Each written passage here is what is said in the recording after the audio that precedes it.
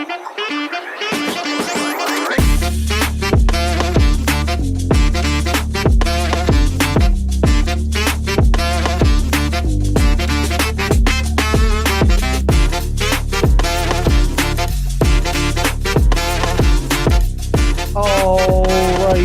then, everybody. Hello and welcome to the Alex Cuesta Show. Happy to have everybody here on this Wednesday, June 1st of 2022. Before we jump into anything fun, like, share, follow, subscribe, rate 5 stars, spread this word of mouth if you like it.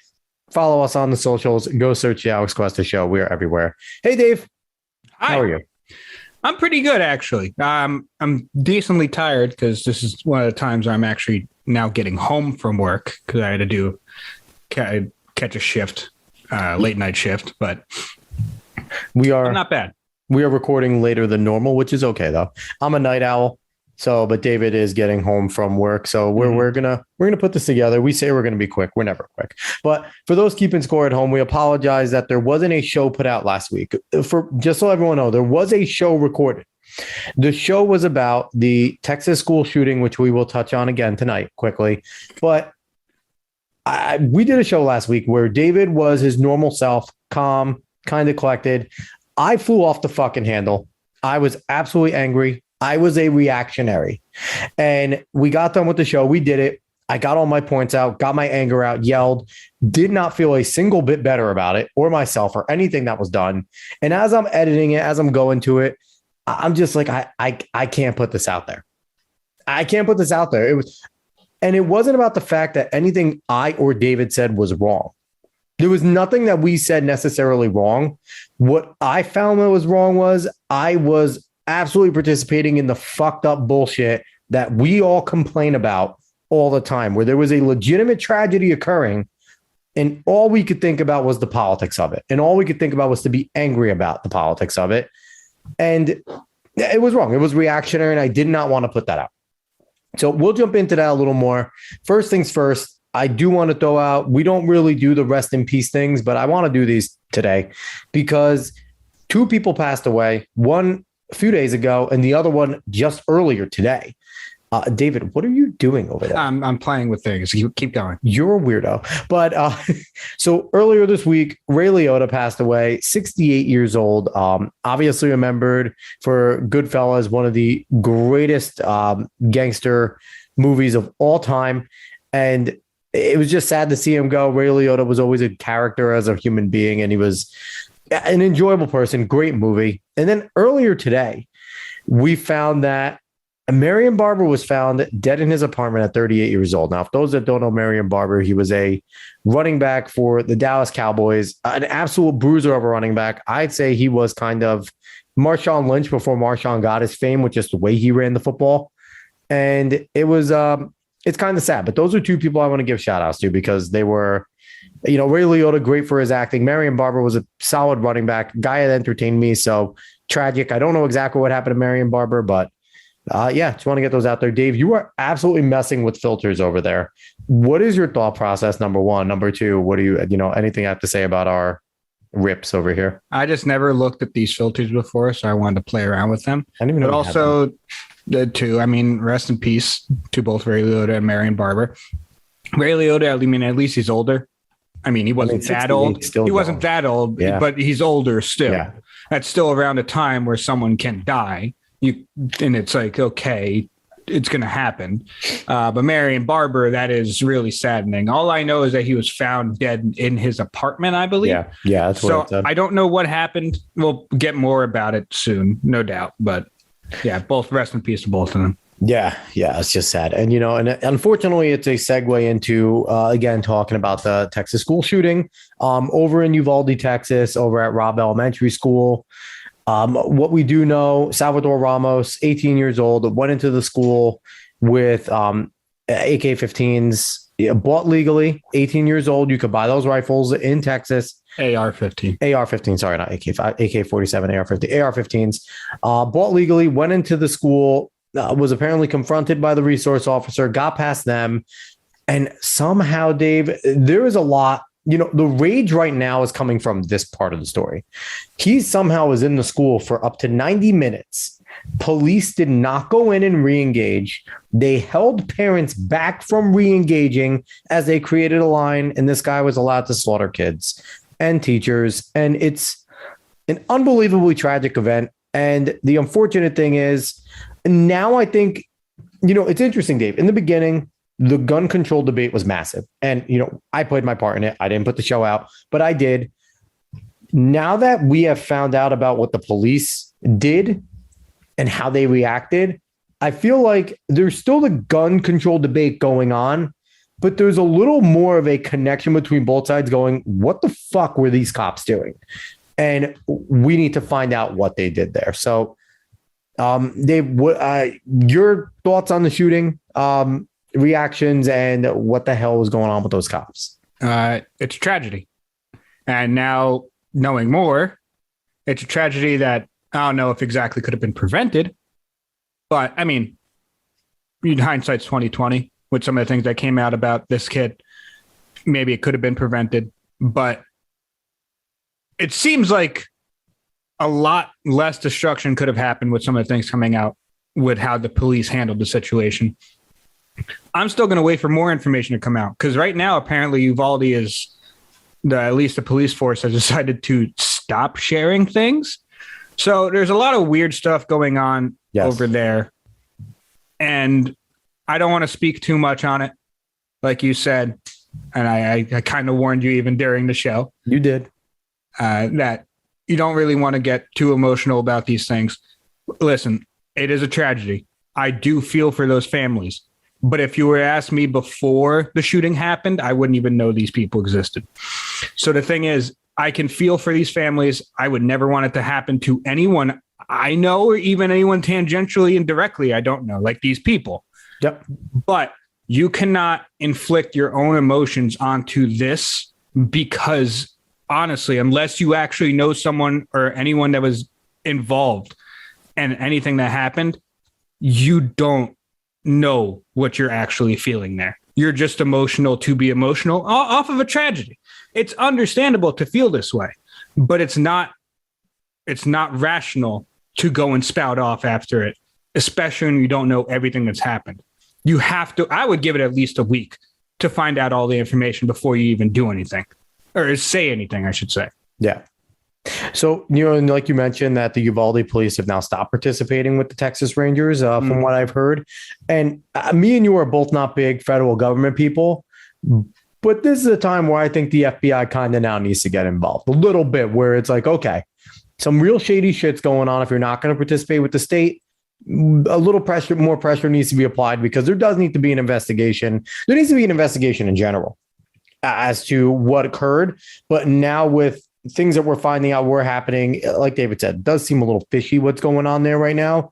So there needs to be some pressure put on. And, like you said, for these families to find out, because there is some closure there.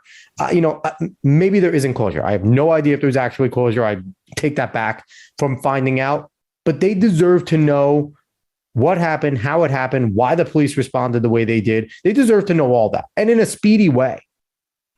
Well, some certain parents know exactly what happened because they were put on the floor for trying to go into the building. I don't want to get too deep into the weeds in this because, like I said, I don't know everything that's happened. But from what's come out, honestly, almost everyone in this police force should be gone. To me, seems that way. But again, we will see what. I don't know if there's anything that can come out that could really justify what they did. I mean, the only thing I said, I said to my wife, unless they thought they had indications that they were dealing with a hostage situation, they wanted to wait for a negotiator, and that's what they were trained. I don't know. Not excusable considering it was elementary school kids. I don't think you allow that to happen, period. It's young children, 5, 6, 7 years old. You get in there, you kick some doors down, you make sure they're safe. Mm-hmm. But we shall see. An investigation shall occur. I hope it's a thorough one, and I hope some sort of justice comes out here. Dave, I cannot take you seriously at all right now. That's fine. You're. Is this going to go on every show? Is this what we're going to have? Maybe filters and virtual backgrounds. Maybe this is what happens when you do these on Zoom. Anyway, we're going to jump into the next topic because we don't want to go too much. I went way too far last week. I'm not doing it this week, Dave. I'm not doing it. Not going to be a reactionary, but we are going to I guess we're going to be reactionary to the next one, I guess. Johnny Depp, Amber Heard trial wrapped up today. Dave, give us some of the details. You followed this more than I did. So the verdict came out. Both sides had 3 claims. Johnny Depp had 3 claims. Amber Heard had 3 counterclaims. All of them defamation. Johnny Depp won all 3 of his claims. He was awarded $10 million compensatory and then $5 million punitive. There's a Virginia statute where you can only win $350,000 as a cap off of punitive. So he won in total. Dave, for anyone that doesn't know, can you kind of explain what the difference is between compensatory and punitive? Do you have like an understanding? You can kind of give a general explanation at all? I don't really have a full understanding. I'm not going to lie to you. I probably should have looked up a little more. Me too. But I didn't. I was hoping you did. from what context clues I can scrounge up, punitive is more of like actual damages. The 10 million compensatory is basically what you get from going through all the process, if I'm correct. It says, I looked it up, damages exceeding simple compensation and awarded to punish a defendant. Yeah, punitive, right? Yep. Yeah. Yes. That's Okay. So it was somewhat correct. No, not really, but somewhat correct. Anyway, correct enough. He won all 3 claims, basically awarded $15 million, but he can only get $10,350,000. So great day for Johnny Depp, honestly. Amber Heard only won 1 of her claims out of 3. She was awarded $2 million compensatory, 0 punitive. And the interesting thing that happened was around 3:00 is when the verdict was coming in. Amber Heard was there. Johnny Depp was not. Neither of them really need to be there. But also Johnny Depp is off touring in England with his band. So as soon as this was done, he wanted to get the hell out of there. Yeah. You know? But the jury came in. Judge sat down. Bailiff handed her the papers, and she looked at it, and the jury did not write down a value for what they were awarding for the verdict. So she kind of let it slip a little bit, saying, like, you need to write a value, whether it's $1 or whatever. So she kind of let it slip that Johnny won at least something. Yeah. And then they had to go back, and they came back 10 minutes later. So I don't know exactly what happened there. I don't think they went in, said, let's just give him 10 million with 5 million. I think that was already decided. The theory that I've heard from the stream that I was watching was that it was Amber's win that they were going over the value for. It could be completely wrong, but either way, they had to put a value down for someone. So they come back in not 10 minutes later. Then the verdict was read. Depp's team came out, gave a short little speech. They did great, honestly.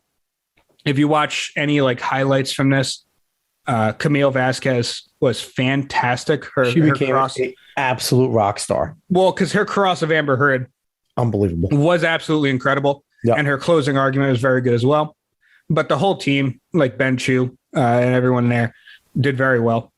And Amber Heard's team and Amber Heard did not give a presser, which I was surprised about. I thought she might have given a presser whether win or lose. So, no, she just got into a car and left. I don't even know if her team said anything. I don't think they did. But I don't know. A lot went wrong for her in this trial. She ended up putting out a statement. Everyone put out a statement, basically. And honestly, she's being ratioed to death. I feel like that she completely deserves it. I'm not going to lie to you, from watching this trial. Not a single tear was shed from her at any moment.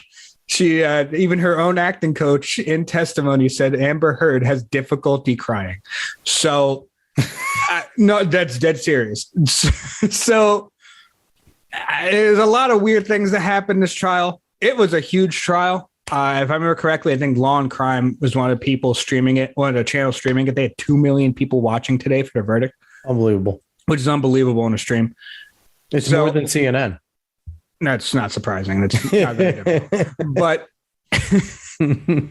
But this was a huge trial. I had a lot of fun following it.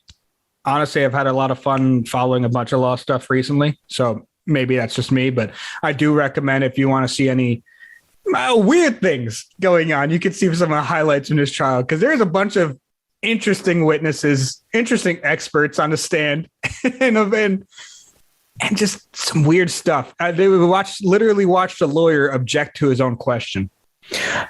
Yeah. The first question you have to think when comes to mind, especially hearing the trial, is Amber going to pay any of this, or is she going to have her next whoever she's dating at the time she'll pay in pledge. Increments? She'll pledge. Is she just going to pledge this and not actually pay it? Because, I guess her new significant other will pay $100,000 at a time or whatever it is. I have no idea what's going to happen with her. I don't even know how much money she has right now. I don't know if she's going to be Aquaman. So she's not making nothing. She got Aquaman with a huge movie. Yes. Even though she might, there's rumors that she might be cut out of it because she's not even a big part of Aquaman 2. So no, Mira's not. And I do have to say, I am not for the whole entire petition to kick her out of Aquaman. If that's a decision that the company has on their own, that's fine. I'm still of the, that's just, she's not a good person, but if someone wants to hire her, let her be hired. Don't fuck with the livelihood. That's never nice. The only reason I would even slightly disagree with that is because she did that exact thing to Johnny. Yeah, but because of what she did, a little bit of that comeuppance, I don't mind. You shouldn't be vitriolic in life. But from what I've seen, from what I watched from the trial, I didn't watch it from wire to wire, but essentially what it was Johnny Depp and his team, just from watching it, they were open books. They did not seem like they were trying to hide anything. Johnny Depp got on that stand, and Johnny Depp was legitimately vulnerable. He let out some shit. He talked about illegal things that he did. He talked about drug usage. He talked about human. He looked human, and he admitted to his verbal altercations. He admitted to breaking inanimate objects and throwing things, and he admitted to his faults, and he never claimed to be anything but that. And I hear people say, well, he's no saint, he's no this. He never claimed to be. No. He never said he was. His whole entire thing was he never abused her. He never did what she claimed that he did in that article. Mm-hmm. He never claimed to psychiatrically abuse her or physically abuse her. He said they got into altercations. They argued a ton in their relationship. He was overly angry at times because of the arguments. And I have to say, his team did a great job making him the victim. He is the victim in everybody but Amber Heard's eyes. They did a really good, and I do say this. We look down on Amber Heard's team, and they did have a lot of screw ups. I don't think they had a lot to work with, Dave. I think Amber exactly Heard might be the shithead that we all think. That's exactly what I was going to say. Johnny Depp's team did a great job. Fantastic job, really. Yeah. But the thing is that Amber Heard herself basically did everything she could to make herself look awful. Because on the stand, she looked terrible. Like we're saying that Depp looked human, Amber Heard basically went up there and was saying that everyone was lying but Amber Heard. And that's just not a thing that happens. And she also looked like what you would imagine that typical prima donna celebrity bitch would look like taking the stand in something like that. She looked like that. She looked like that typical holier than thou. I'm actually above you. I'm actually above this. Just give me my way. Like she had that snooty attitude to her. It just that was a part of it. But also the fact of the matter is that she was even bringing up allegations that she never brought up before, just in court in testimony, just randomly bringing things up. Which and then trying to basically keep that story alive while in court. And that's why Camille Vasquez was able to destroy her. I mean, Vasquez did a fantastic job. But the thing is that when someone is up there and she's just not even able to keep her own story, the strategy had to be for Heard's team, put these things in the jury's ear and maybe it will resonate for you. And Vasquez's strategy definitely was catch her, prove it all wrong, make sure everyone knows that it is not legit. The thing is that you would be able to do what you would think Heard's team strategy might have been to give that to the jury, give a little bit, an ounce of something to the jury. You would be able to do it if the story wasn't so unbelievable. That's the thing. There was multiple stories of what Johnny Depp did to Amber Heard, apparently, allegedly from Heard's mouth, that is completely unbelievable. Like, if a man is hitting you in the face repeatedly with his hand full of rings, I'm sorry, I don't think Amber Heard looks as good as she does in court if that happened to her.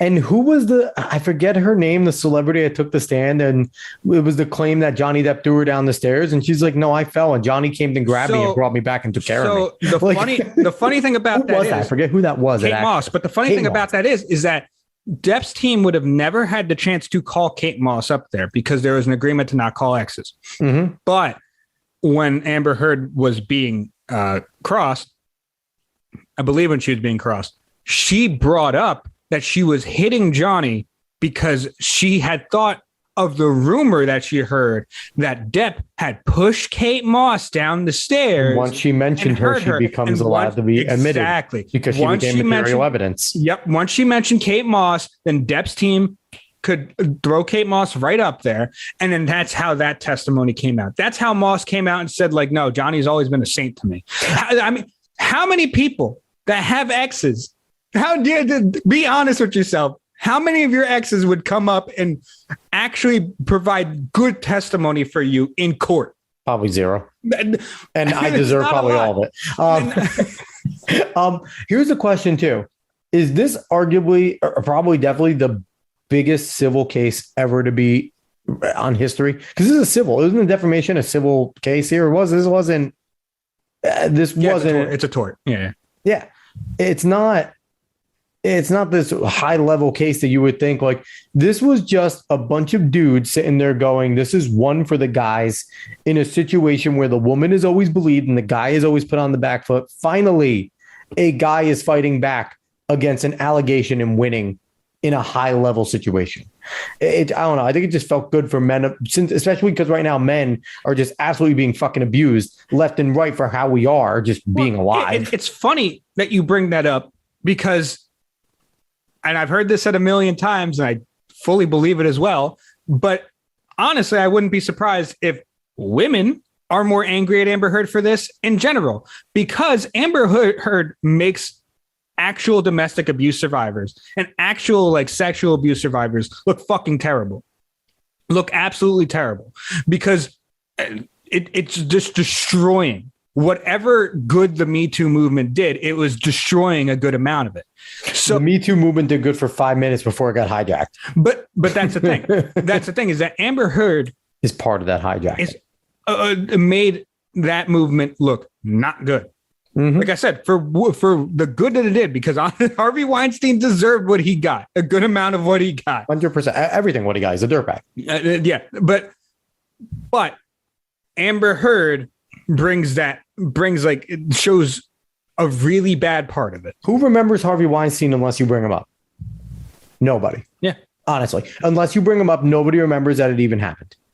Really, it's not really. And I do it. The last thing I want to go is, I forget what I was talking about. I think it was my family at a little gathering, and they were like, we were talking about this, and I brought up the fact that, this is basically a win for guys who get accused of shit and they're innocent, but they get the book thrown at them because that's just how it is. And someone said, it's a win, but definitely guys hit women more than men. I'm like, no, they don't.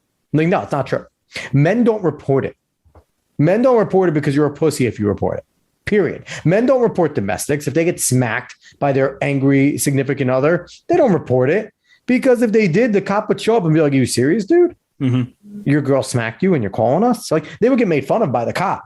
So I am 100%. I don't have statistics to back this up because they wouldn't exist, but I 100% believe it is a significant amount higher that women hit men more than men hit women, because most men don't want to go to jail. And most men know if they start beating the shit out of their girl, there's a good chance they end up going to jail. I'm putting that.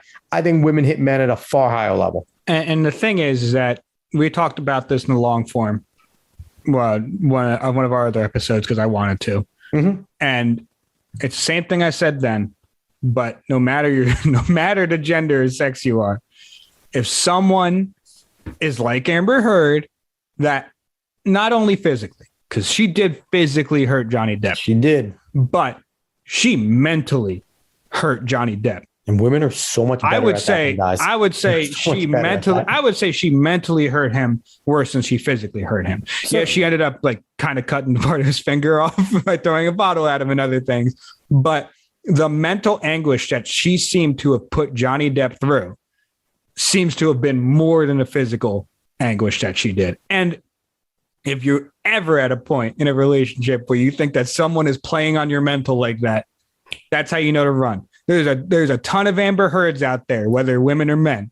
So you got to get the hell out of there if you ever find out that one of them's like that, especially if it's like, oh, everyone I know is a liar but me. Yeah, get out of there. Get out of there, man. People love control, and when they can get it, sometimes it goes to their fucking heads, or it's what they aim for.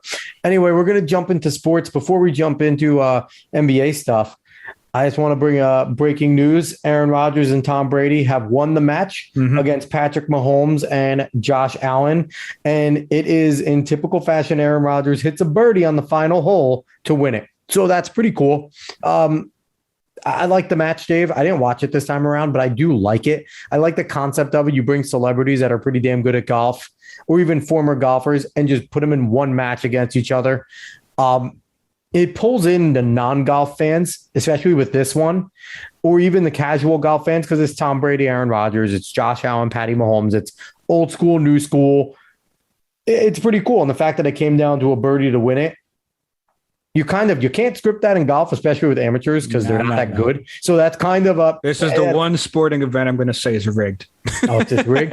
They have the little... This one's rigged. They have fake balls. There's a Buffalo Wild Wings person that hit a button in order for the birdie to happen. Maybe. But we're going to jump into the actual sports topic here. Quickly, the NBA Finals, they are upon us. The Golden State Warriors are back in the finals after a two-year hiatus. They are now in 6 of the last 8 finals, which is a ridiculous number, Dave. And I think people forgot about the dynasty that the Golden State Warriors were. We were getting Warriors fatigue for a while, and then they took some time off with injuries, basically. And now that they're healthy with a few new pieces, minus Kevin Durant, they're back. So it's a testament to them. And then the upstart Boston Celtics are there. Jason Tatum, Jaylen Brown, Defensive Player of the Year, Marcus Smart. Dave, there's going to be a hell of a series, and I absolutely hate one of the teams. And I don't want them. I want them to get swept 100-0 every single game. It's not going to happen, but I hate the Celtics, and I hate their success, and I don't want them to win anything. I'm absolutely biased considering I actually like the Warriors on the other side. I'm a Brooklyn Nets fan, but you would know, you've been my brother forever. You haven't wanted to be, but you are. But I have been a Warriors fan as my secondary team, I think since you've been alive. I have liked them for a really long time. I want the Warriors to beat the shit out of them. There's no other way to put it. But I think it's going to be a really good finals. Boston, the refs are told that Boston plays good defense, so they don't call hand checks against them. I'm convinced. Nobody plays good defense in the NBA unless the referees decide they play good defense. That is how this current fucking league works. So Marcus Smart is just a guard that's allowed to hand check. That's why he won Depoy. And there we go. Fuck the Celtics. Sorry, Dappa. Dave, how do you feel about the finals? Obviously, I'm not biased at all. It should be a pretty good finals. I don't know. With the way the Warriors look, they look absolutely terrifying. It's not like the Celtics aren't a very good team. They are, especially defensively. But let's say even if Tatum does show up, if there's not a second person that's going to be helping him out, like Jaylen Brown, because Brown should be able to show up. He's damn good. Yes. But if he doesn't, if Al Horford doesn't come out and show up like he did before, if Marcus Smart doesn't have a good offensive game, he's going to have a good defensive one, but he doesn't have a good offensive game. Who's Marcus Smart going to have a good defensive game against in this series? Who is he going to shut down? Is he going to shut down Steph? Is he going to shut down Poole? And that's the thing. Is he going to shut down Clay? I don't think he's going to have a good defensive series. No, he'll have a good defensive series. Good enough, I guess. It's just, is everyone else going to have a good defensive series? Yes. And that's the issue. The Warriors are so goddamn good. They're so goddamn good. And they're so hot right now. It's unbelievable the fire that they've caught. And it's not like they were a bad team in a regular season. No, but they are on a different level in these playoffs. They have to be the biggest story of the year. They do, because injuries, they just showed that even minus Durant, it doesn't matter. Durant, his 2 years winning there, they didn't need him. They did not need Kevin Durant. And the only reason they weren't in the last two finals was because of injuries to Steph and Clay and Dre. It's miraculous that, obviously Jordan Poole showed up and he's played very well. Very well. Wiggins has played well. And they have Gary Payton Jr., who's been amazing. The Wiggins has been made an all-star game. He's been really good. But, people are knocking Clay. Clay is still a lethal shooter. And he had a Clay game in the last series. He's just shown up plus points. He's shown up more later in the series. He hasn't been a consistent great Klay Thompson. No. But the thing is that, and I'm not saying these things to knock the Celtics at all. The Celtics are a damn good team. Oh, I am. I know you are, but I'm going to be I want to be honest about this. The Celtics are a damn good team, but the Warriors team that they're facing seems almost too good to beat. Now, me saying that now, the Celtics are probably going to win in 5, but the Warriors, exactly garbage. The Warriors seem so goddamn good in these playoffs that it's just like, okay, who's actually going to stop them? Because the Heat took you to 7, and Jimmy Butler barely played well in multiple of those games. He played damn well in game 6 and 7, but in other games he really didn't play that well. So it's going to be real tough for the Celtics, I believe, especially if their defense wanes a little bit. It's going to be experience versus youthful energy in this. It really will. Horford is the only veteran that has somewhat of an experience getting, because he was really good with the Hawks for a few years there. But, this Warriors core is championship tested. They've won them. So it's going to be, they're never going to get too high, never going to get too low. Now, a dethroning of the guard does occur. I hate Jason Tatum. He's extremely talented. I hate Jaylen Brown. Streaky, but extremely talented. Marcus Smart doesn't get hand checks called. Big benefit to him. And I love Marcus. Honestly, David knows I love Marcus Smart coming out of OK State. I just hate that he's good for the Celtics. I love that guy's game. But they have great things going for him. Now, there's some awesome connections here, Dave. I've seen it, and I got to bring them up. Homegrown teams has to be a big part of it. The big core guys on the Warriors are all drafted. The big core guys on the Celtics, all drafted. I've seen it, a bunch of posts on social media, and it's true. This does not happen in today's NBA. This finals does not happen where there isn't at least one or two big pieces bought and paid for. I guess you could say Al Horford's a big contributor, but he's not the Al Horford that was a star. No. He is a role player. So that's cool. You have Ime Udoka, who, fuck you, Sean Marks, for choosing Steve Nash over Ime Udoka, who was an assistant coach on Steve Nash's. He's a great coach. He's always been a great coach. But you look at Udoka and Kerr, they both come from the Popovich tutelage. Both played for Pop on the Spurs. Udoka coached under Pop. Steve Kerr has coached with him with Team USA. So they both come from Popovich tutelage, which is really, really cool. And, I guess it's got the style clashes is going to be interesting. You talked about it too. It's a typical Boston good defensive team, long. That's what's going to win this for them, if anything, is their length. Can they stop Steph? We underrate Steph's dribbling ability. The guy is a killer crossover machine, and he can break you down. In today's NBA, he gets the bucket because you can't touch him. So it's a lot easier for him to make flashy plays. I don't know, Dave. I think it's going to be Warriors in 3 because they're going to win 150-2, and they're going to call off the 4th game. We're going to have the first ever 3-only sweep. But no, reality, I'm thinking Warriors in 6. I think we're going to see Warriors in 6. I think the Celtics keep it tough. I think they win in Boston. I think in Boston, it's just too overpowering. The fans are just, they call in death threats to families because they're terrible humans. And it's just going to be a good series. They're going to be tough. Ime Udoka is a very good coach. Steve Kerr's a good coach, but he has done an amazing job with managing superstars, managing personalities like Draymond, allowing them to be themselves while also creating a system that has been successful there. So it's going to be a good series. I want the Warriors to win. I want Boston fans to cry. And that's where I stand. Boston fans, I need their tears. I need them, Dave. I need them. What's your prediction? You said in 6 as well, right? Yeah, Warriors in 6 as well. Now, like I said, because of the comment I made, it's going to be Celtics in 5, but Warriors in 6 I'm going with. I will not be able to hear it down from any of my Boston fans if they actually, we beat the Nets, we swept them, to then we won the, shut up. I don't want to hear it. Warriors better win. Anyway, Dave, let's move on to the last topic. This is your baby here. I don't even remember what I said. We're talking about mainstream. Oh, hypocrisy. Yeah. Where are you? Oh, yeah. Are you? I'm sorry. It's been a long night. And it's not even that late, honestly. But so Kenobi came out. And you know me, I don't watch a lot of shows or movies. Nope. But I do watch content about shows and movies. So interesting feedback coming from there. But I'm not even going to talk about that feedback in general. I might sprinkle it in. But my biggest issue is some of the stuff that's come out surrounding Kenobi, especially from the Star Wars Twitter.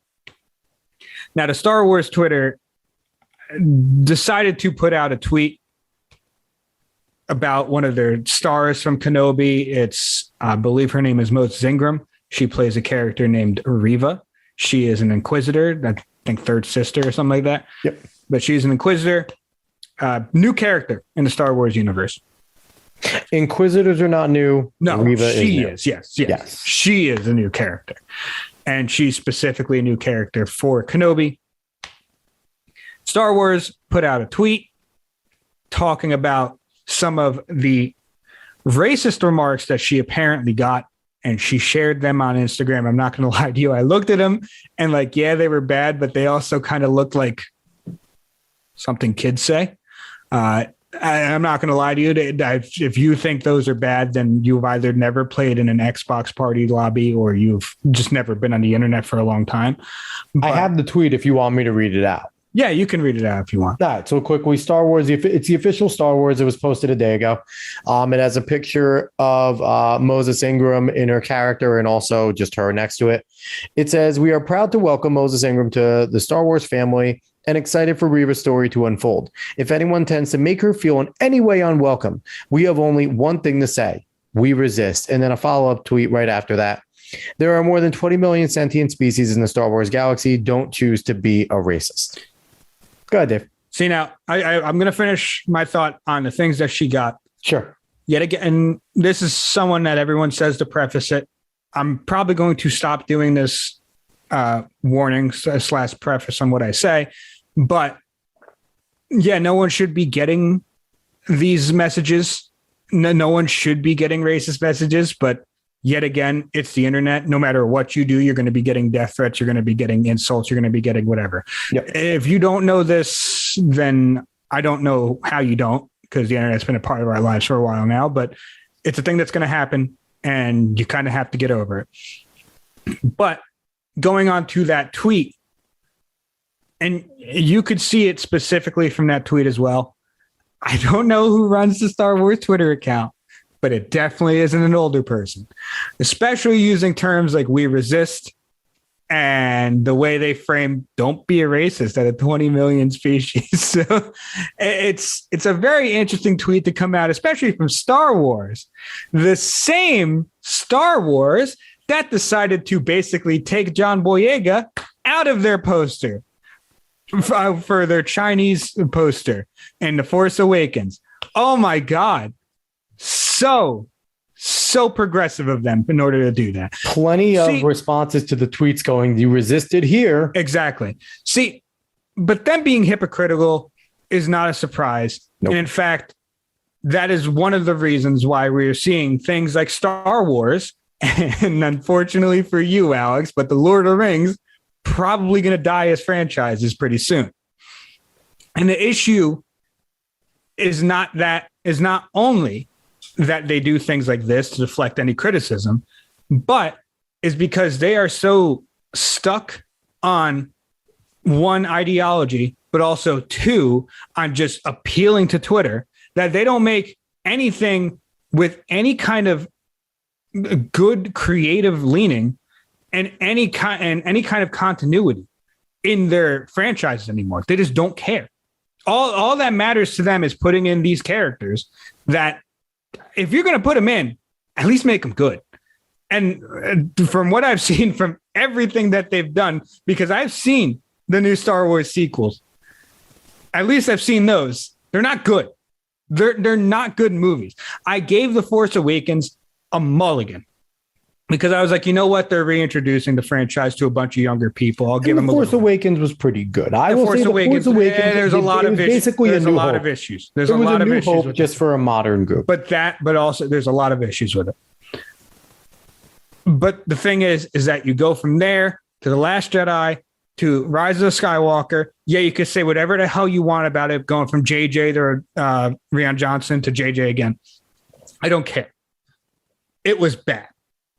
The sequels are bad. They make the prequels look good because the prequels actually had something that they wanted to say. They had a story in line for the prequels. Now, I don't think a whole exposition of political game is a great thing for a kids movie, because let's be honest, Star Wars are basically kids movies. I don't think that's exactly great for a kids movie, but at least it was something. At least they had a story there. The sequels really didn't have a story there.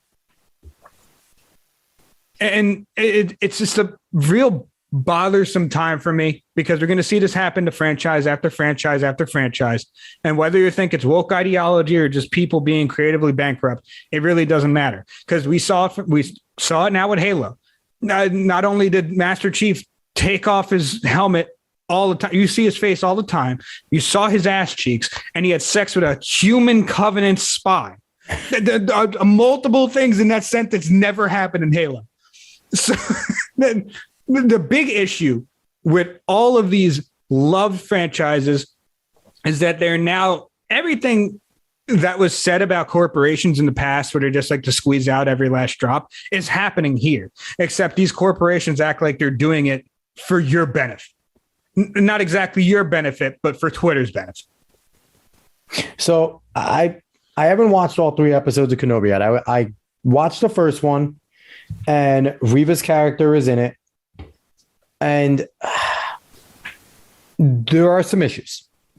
Now, I've seen people's comments, and they're talking about Sith this, Sith that. If you don't know shit about Star Wars, you would know, you should learn something. The Inquisitors are not Sith. They are Dark Force users that have dark power. They are able to use the red blades and do the bled out kyber crystals because of their dark power, but they are not Sith. So they do not follow the Sith order. So there is no extra Sith there. The rule of 2 is still intact while Vader and Palpatine are around. That's one crux that I have with a lot of people there. Number 2, her actions just early on in the first episode, if there was any continuity with how the Empire treated its soldiers, she would have been executed by the Grand Inquisitor on the spot just for being defiant. And, a lot of people said, well, it's a Sith thing to do to be ambitious. She's not a Sith. She is not a Sith. The Grand Inquisitor only answers to Vader, and everybody else answers to the Grand Inquisitor. So, and they are being hired to hunt Jedi, to just hunt Jedi. That's a Red Order 66, not to have a blood code and a thirst for one Jedi. Now, I haven't seen the other episodes. I don't know how Reva's character fleshes out. I've heard that she's impulsive. I've heard that she's just defiant, and she's your generic, quote unquote, strong female character, which is annoying in a franchise that has had a bevy of strong female characters. Arguably their biggest character currently, and one of the shows that everyone universally is looking forward to, even if you're a new fan after The Mandalorian or an old fan that watched Clone Wars, Rebels, etc., we're getting a fucking Ahsoka show. And Ahsoka Tano is arguably one of the strongest Force users in the whole entire galaxy. And she's a Force neutral now, which we've never seen a story of. Played by a fantastic actress in Rosario Dawson. So it's annoying when they feel the need to do these things, Dave. And I've always had a problem when they feel the need to make strong women that don't actually exist in these situations. Like I've always been mad at the remakes of the classic Disney movies have been basically bad in general. But the Aladdin one pissed me off for the most part. They gave Jasmine a song about being defiant when already she was a strong female character. You don't have to give me a fucking song about how you feel to prove that you are bucking ancient code by saying, fuck you, dad. I'm not marrying who you want to marry, even though I legally have to, and people have been murdered in the past, according to Middle Eastern lore by this shit. She is already extremely strong. She denies rich shooter after rich shooter after rich shooter. But what do they have to do? They have to give her a song saying that she's defiant and she won't go silent. Motherfucker, she didn't go silent in the cartoons. Like it is this annoying culture that we have to try and shove shit down your face. There is no more subtlety, which is sad because Jon Favreau and David Filoni, who have kind of taken over the whole Star Wars universe from George Lucas, have generally done an amazing job. The Book of Boba Fett was really good. The Mandalorian was really good. I feel like Kenobi can be very good. I think they really need to flesh out Reva's character. If they just want to come and bring her in strong or whatever, they need to do one of two things. I need to watch more. Apparently, the third episode has a nice, a nice cliffhanger, and Kenobi's getting really good. I need to catch up. But if you bring in a character like this, that's essentially a stale trope, that is a bad thing. But stale tropes can be fixed. They can be fixed. She is a dark side user. She's an inquisitor. She's there to hunt Jedi. The bloodlust, she hints at something happening. Obviously, they say she's after Kenobi. We've been hunting him for 10 years. Fine. They're going to give us that backstory with her, obviously. Let's see what they do. Either kill her or give her a body to her story. Those are the only two options. And if they don't do that, then they will fail and they will make one of the most anticipated shows in the Star Wars universe one of the worst. Where the shows have been fucking hits. Outside the movies, these shows have been amazing. Two things. Go. One, when you only have 6 episodes, it's going to be kind of hard to flesh out a character well. Number 2, what's the name of the show? That I don't care about. You should. I don't. The main character is Obi-Wan Kenobi. Yeah. Everyone is here for Ewan McGregor and Obi-Wan Kenobi. I understand you might want to input a new character, but she really shouldn't matter anywhere near as much as Kenobi does. She shouldn't, in a way, but the thing that you need to realize is all these shows are intertwined. So if you're setting up Reva's character for a later show as an Inquisitor, because you're bringing in Ahsoka Tano, you're bringing in Jedi stories, you're doing all this stuff. If you're going to make her a bigger Inquisitor, then maybe you want to use the chance of Kenobi, who is in hiding, to kind of highlight a little more. Because there's, in their defense, I'm not saying Reva's a good character. She's not a good character currently. In their defense, there's only so much you could do with a hiding Obi-Wan Kenobi who refuses to be a Jedi. That's his whole entire story here. He's not a real Jedi. He just refuses to be one. It's part of the issue of making the whole Kenobi show in the first place. They had a very good book with this. Yes. But how much does it exactly translate to a show that you're trying to make? You're trying to make it an action type of show. You're trying to do it because that's the only way they're going to bring people into it. Unless you're a complete Star Wars nerd who wants to sit and watch Kenobi kind of contemplate life, you're going to want to see action. So that's the thing. That's part of why Reva's in there. It's part of why so much of this is happening. So is there a complaint about them bringing up Leia constantly? I've seen the complaints about Reva. Leia was in the first episode as much as Kenobi. Yes, there is a complaint about Leia. Okay. I've heard many complaints about because Leia was in it just as much. I've heard many complaints about Leia. And there's no fucking young Luke. You see him from afar in the first episode, but they talk a ton about Leia. I've heard a ton of complaints about Leia as well. I had to watch the next 2 episodes. So I'm not, like I said, I haven't watched it. I don't watch a lot of things in general. So I'm not going to go crazy on it. Mm-hmm. It's just, to me, and especially one of the reasons why I don't watch a ton of things is because, like I've said before, I've kind of become a dickhead about these things. And if I know I'm not going to like it, I'm not going to try to like it. You've certainly become a crone. 100%. I'm not going to try to watch something and say, oh, it's not bad, if I think it's actually bad. I'm not going to sit there and give it a chance. I'm not going to sit there and say, one of the things I hate the most, and I've done it before as well, but one of the things I hate the most is when someone says, oh, well, episode 1's not great, but you got to get past it. It gets really good. And to me, your pilot episode, that's the episode that drags you in, baby. If it doesn't do that, why should I give the show more time? Why should I give your product more watch time just because you have a name attached to it? No, that's not how I want to roll with things. If you don't grab me, if I don't like it, then there's no reason for me to watch it. And I'm not going to hate you for it. I don't care. If you like the product, you like the product. But for me, I'm not going to sit here and act like I like something or act like something's decent if I don't think it is.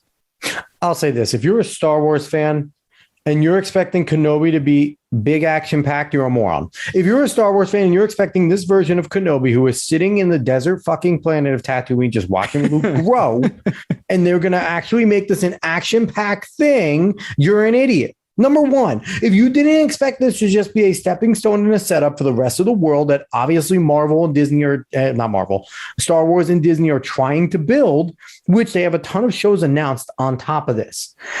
If you're not sitting there thinking that this is the purpose of it, then you're a moron. That there is no more to this. They're only doing 6 episodes because there's only so much you could do with Obi-Wan Kenobi putting his face in the fucking sand. There's only so much you could do.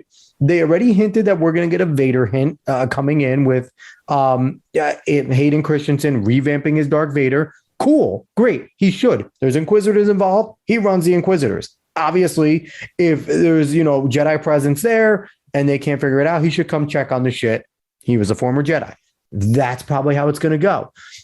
But if you're expecting action-packed out of him watching Luke figure out what his dick's for, that's essentially what he's there to do, then you're a moron. Like, there's only so much more. Like, they're going to hype this up and they're going to be side stories. There's no other way to go about doing it. So now, can we fault them for having bad side stories? Yes. Can we fault them for putting out stupid fucking statements when somebody who's a shitty character gets told she's a shitty character and there's some fucked up people that say fucked up shit? Yeah. You don't have to put out a statement like that. Not to put out a statement. Just say, hey, people, she's a character. She's a human. Leave her the fuck alone. Star Wars stands by her. Done. But like you said, it's the wording of it. Dave, what do you expect? Are you surprised? Are you surprised? I'm not surprised at all. No, I'm not surprised at all. And that they wouldn't defend Gina Carano when she got that. Exactly. No, I just find it funny because we all knew how they actually prepared for this. They put out a statement before Kenobi came out saying, oh, they warned her about racists in the audience. When the thing is I'm going to tell you right now, and you know it, but the people that have actually read about what happens with Kenobi during this time probably all don't like her character. It's the people that just called morons that don't know this story, that expect some action because they've only watched the movies, are the ones that are going to be not going to understand why people don't like this character. It's their fault for not doing their homework. But that's the thing. Is it really and let's be honest here, it's a bunch of normies to the fandom. It is. But I'll say this. Mandalorian, Book of Boba Fett was not made for normies. None of those were made for normies. They appealed to them because they were good. The Mandalorian's a space western, so it's fucking great. And the Book of Boba Fett is, Boba Fett's a big character. And if you watch the old movies, but the way they were made for Star Wars fans. Jon Favreau is a Star Wars fan. David Filoni is a Star Wars fan. They made the Clone Wars and Rebels. David Filoni was behind both of those. They made those for Star Wars fans. Clone Wars was more for kids as well. But they have had a history with these shows of not making these shows for the casual, which I think we're going to see in this too as well. And I'm not defending that statement, but I am defending the show. Reva's not a good character right now, and she might never be a good character. But there's been a history of good characters. She's not going to be worse than Jar Jar Binks. I will tell you that right now. She's not going to be worse than Jar Jar Binks. You mean the secret Sith Lord Jar Jar Binks? He is. But she's also not going to be worse than Rey and Finn figuring out how to use lightsabers in the fucking first sequel movie in 13 minutes. Like she can't possibly work. She's a trained inquisitor. She's the dark. She has the power of the dark side behind her. Hatred fuels her. Is it surprising she's irrational and fucking crazy? No. Is it annoying? Absolutely. Is it a bad trope and a bad character at this point? Yes. Is that statement dumb? It's Disney. They're woke Disney. They have a fucking, I guarantee Mickey Mouse is non-binary right now and Minnie's actually trans. We don't even fucking know, but it's not surprising. I'm not defending it. I'm defending Star Wars because I'm a Star Wars fucking nerd, but I am not defending Disney. And I'm not defending a bad character up to this point. Star Wars shows have been great. And I recommend Mandalorian and Book of Boba Fett to everybody because it's fantastic. Don't worry. I'll go down this road because Netflix is going to make a BioShock film. So I'll go down the full trash road with everyone else because they want to take every franchise and make it as dog shit as possible. So do you is the Big Daddy going to be cis or is he going to be non-binary? Is it going to be a big mama? Is it going to be Big Mama? There is a big sister in BioShock 2. No, Big Mama, not Big Daddy. It has to be Big Mama. It can't be a sister. Sister subsidiary to Daddy. The thing is that I know damn well if it's not a prequel to whatever happens and what happens in Rapture during BioShock 1, if it's not a prequel to that, and they somehow try to make it based off the game itself, they are, even before it, even with a prequel, they are going to change up characters. They're going to make fucking Tenenbaum somehow not of her actual ethnic origin, even though it's completely meant to be. There's only one Bridget Tenenbaum. There's only one Sander Cohen. I'm expecting this very much. Plot twist. They do Infinite just so they can have the Founding Fathers get blown up. Boom. Wokies win. Anyway. No, they won't do Infinite. They're definitely going to do City Under the Sea. They're going to do Rapture. Possibly. All right. But that's how we're going to end out the show. Dave, do you have any last words? No. Whenever that BioShock show is actually getting a release date of film, I should say, I'm probably going to watch it just to see how bad it is. Just to see how bad it is. Because I know you know this part of me, but I actually kind of enjoy watching bad things. You do. Just to rip it apart. You do. But it has to be like a certain type of bad. And me being the BioShock nerd I am, if it is that bad, ooh, it's not only going to hurt, but I might make a YouTube channel at that point. Just so you know, I keep on forgetting that a Lord of the Rings show is coming out until you bring it up on any Rings episode. Of Power, baby. Rings of Power, baby. Warrior Galadriel. I'm not even going to know it's come out until you remind me on that show that the first episode's out. All right, everybody. I appreciate everyone for listening again. Apologize for not letting out a show last week. I was angry. I was hateful. I was hurtful. And I didn't want to be that reactionary dickhead. But if you like what you heard on this episode, like, share, follow, subscribe, rate 5 stars on Spotify, iTunes, spread this word of mouth. Go and follow us on the Alex Cuesta Show. And we will be back next week. Probably. Dave, what are you doing? I'm sorry. I'm scared. All right. Everybody, thank you so much. Have a good one. See you later.